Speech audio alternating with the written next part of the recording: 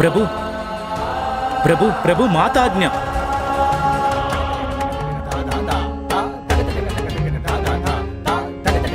ప్రభు నా మాటలే వినలేదు.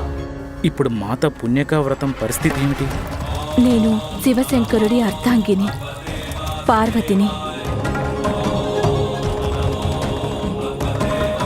ఇప్పుడే సంకల్పించుకుంటున్నాను. క్షమించండి మాత, నేను మీకిచ్చిన మాటని నిలబెట్టుకోలేకపోయాను.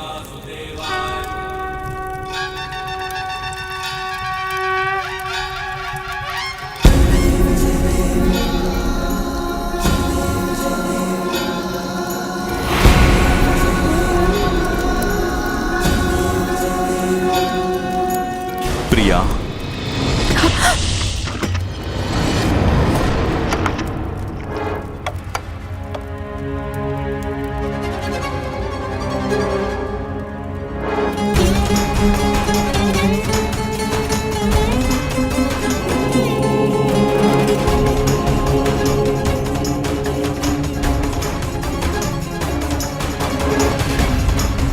ఎలాగైతే మనకి కార్తికేయుడు జన్మించాడో అలాగే ద్వితీయ పుత్రుడు కూడా జన్మిస్తాడు. ఏం చేయాల్సి ఉంటుంది స్వామి? పుణ్యక వ్రతం. ఒకవేళ చేయాల్సి వస్తే నేను పుణ్యక వ్రతం తప్పక చేస్తాను. కానీ పుణ్యక వ్రతం ఎంతో కఠిన నియమాలతో చేయవలసి ఉంటుంది.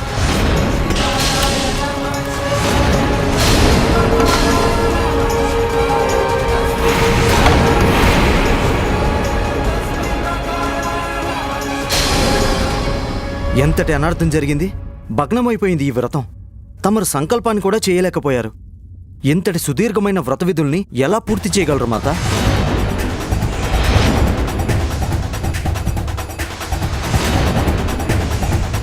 తమరు లోపలికి ఎలా ప్రవేశించారు స్వామి? నేను నందికి స్పష్టంగా ఆదేశాలిచ్చాను, నా వ్రతం పూర్తయ్యే వరకు ఎవరిని లోపలికి రానివద్దని. నంది నా పట్ల భక్తి ప్రపత్తులున్నవాడు, నా వాహనము. తను నన్నెలా అడ్డగిస్తాడు ప్రియా? నా నమ్మకాన్ని వమ్ము చేశాడు నంది.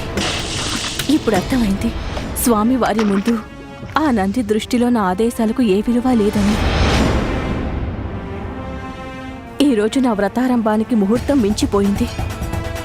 నా వ్రతం ఆరంభం కావడానికి ముందే భగ్నమైపోయింది. ఈసారి నన్ను క్షమించు పార్వతి. పొరపాటు నాదే.